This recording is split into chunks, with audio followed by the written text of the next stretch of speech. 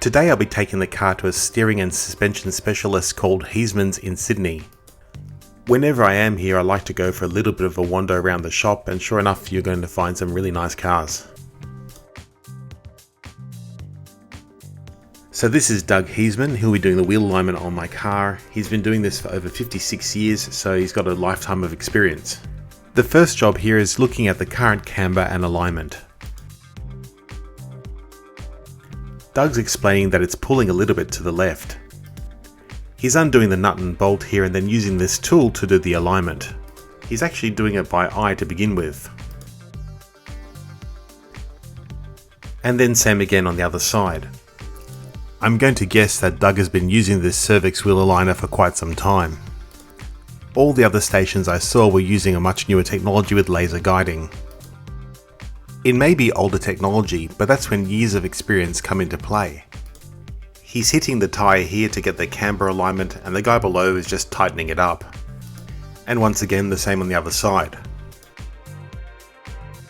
He's just lining up the wheel here and the steering wheel to see if they all line up as straight as possible, and then to make the adjustments on the steering rack, and checking the alignment on both sides over and over and then adjusting bit by bit.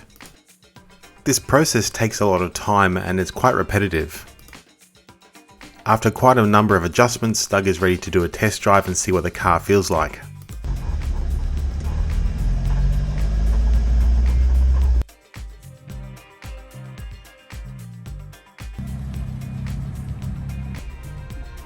So after the test drive, Doug was happy with the way it handled, a few more adjustments here and there to get it perfect. So the front adjustment is 1 degree negative, 6 degrees caster and no toe in. The rear is 2 mils in and a negative 1.25. He's checking over the ride height of all the wheels. I have it at maximum height at the moment.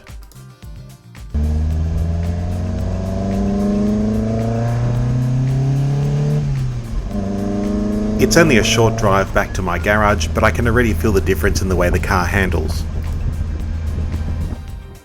I'm now just removing the upper dog bone mount because you could see before in the past videos that it was quite a bit of shaking in the engine, especially when I sped up the video you can really see it rocking back and forth.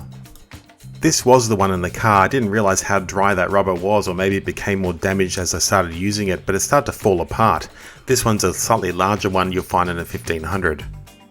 So I'm using my press here to push out the old bushes.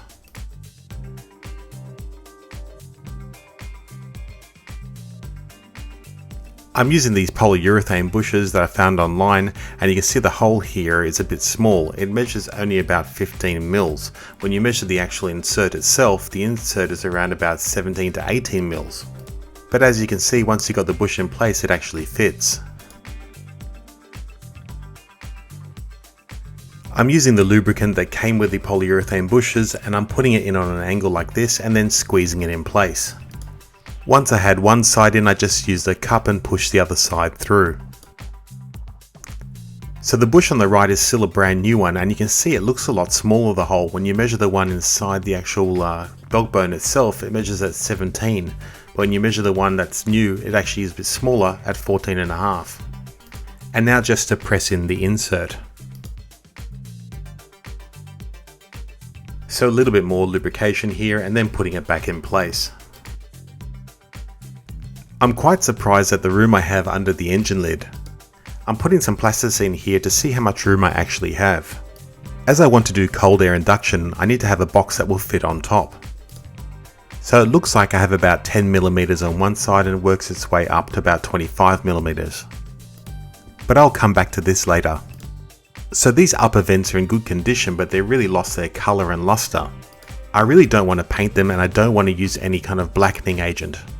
So firstly I let them soak overnight, and I just gave them a really good wash and some light soap. I'm using black plastic dip once again on the grills because I can always take it off with a high pressure hose. But next time, I change the accelerator cable, I drop the gearbox, and I find the problem.